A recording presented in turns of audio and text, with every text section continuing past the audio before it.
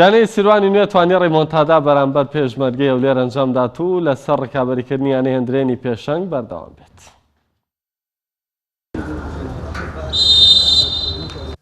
لا بەهێزترین یاری هەفتەی 19 خولی نایابی یانەکانی کوردستان سیروانی نوێ لە سەر یاریگای ئاشتی میوانداری لە پێشمەرگەی هەولێر کرد. یاریەکە لەگەڵ کاتی دەستپێکردنی کاوکات بوو لەگەڵ گەرمای نیوەڕۆ گەرم و گوڕی تەواوی بەخۆ بینی. سیروانی نوێ لە ڕێگەی لێدانێکی لەشکرەوە ویستی بە گۆڵی پێشمەرگە بگات بەڵام سەرکەوتو نەبوو. دواتر هاوڕێ ڕوبەڕووی ئەحمەد بەشاری گۆڵچی سیروانی نوێ بووە بەڵام هەلەکەی لەدەست بە. پێشمەرگەی هەولێر دەست پێشخەری کرد. عەبدوڵڵا سەربەست لە خوڵێکیدا گۆڵی پێشکەوتنی بۆ پێشمەرگەی هەولێر تۆمار کرد. پاشان لە خوڵێکی حەفدا هاوڕێ لەدانێکی سزای لەسەر سیروان گرت.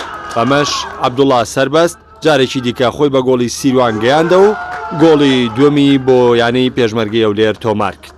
دوایەم گۆڵەش یاریزانانی ڕزگار عەلی بە تەواوی کۆنتڕۆڵی یاریەکەیان کرد. لە خوڵێکی 33 یوسف سایدی ناوژیوان لێدانێکی سزایی بۆ سیروانی نوێ ژمار کرد.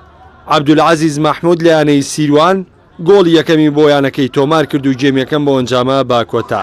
لە جێمی دووەم یاریەکە بە بەردەوامی هێرشەکانی سیروانی نوێ دەستی پێکرد بەڵام نەیدەتوانی مەترسی ئەو تۆ لەسەر گۆڵی پێشمەرگەی هەولێر دروست بکات. یاری بۆ ئەنجامە درێژەی کێشا بەڵام لە خوڵێکی 75 جارێکی دیکە داوەر لێدانی سزای هەژمار کردەوە بۆ سیروان و عەبدولعەزیز دووەم گۆڵی خۆی و یەکسامبوونەوەی سیروانی نوێی تۆمار کرد.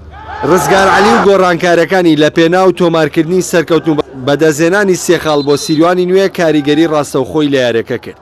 ئاکار کە لە جێمی دۆم بەشداری لە یارەکەدا کرد بۆ فریادڕەسی تیپەکەی ڕزگار عەلی و لە خوڵەکینەوە لە ڕێگەی لێدانێکی سەرەوە گۆڵی سێم و سەرکەوتنی بۆ سیروانی نوێ تۆمار کرد و یارەکەش بە بردنەوەی سیروان بە کۆتات.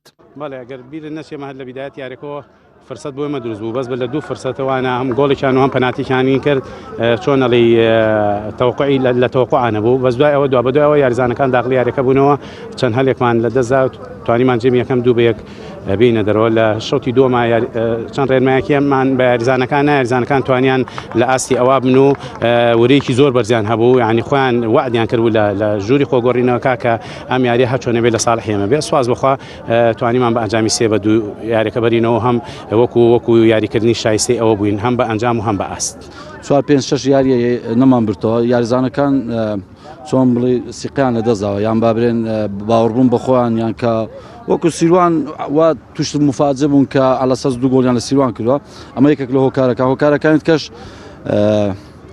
لە ڕووی بەدەنیەوە نازەم ئەوڕۆ پێم سەر بوو فەریق دەتوانم بڵێم جێگیر نەبوو بەس سەرا ئەوەی سیروان زۆر خوتۆڕی لەسەر ئێمە نەبوو وەکو خوتۆڕە لەسەر سولسی هجومی بەڵام بێتەرکیزی یاریزانەکانیان یەک دوو غەڵەتی فەردیوەی کرد ببنە هۆکار ئەگەر تەماشاش کرد لە شۆتی دووەم هەر لە بیدایەتەکەەوە دوو دیسان تکراری شۆتی یەکەم 2 فرسەی محققمان لەدەستدا حتمما ئەم فرسانەیە ئێمە توانین بە استیقلالمان کردوە ئێستا بە ناوچکە من قسەم دەکرد بەڵام بار زۆرێک بێت دەستخۆشی لە سیروان دەکەم هەتا ئاخر دەقەن جەنگاو بەم سەرکەوتنەشی سیروانی نوێ پارێزگاری لە پلەی دووەمی ڕزمەندی کرد بە کۆکردنەوەی 34 خاڵ پێشمەرگەی هەولێریش خاڵەکانی لە 21 خاڵ داوەستاوەتەوە و لە پلەی دەیەمی ڕزمەندی خولیانە نایابەکانی کوردستان دێت.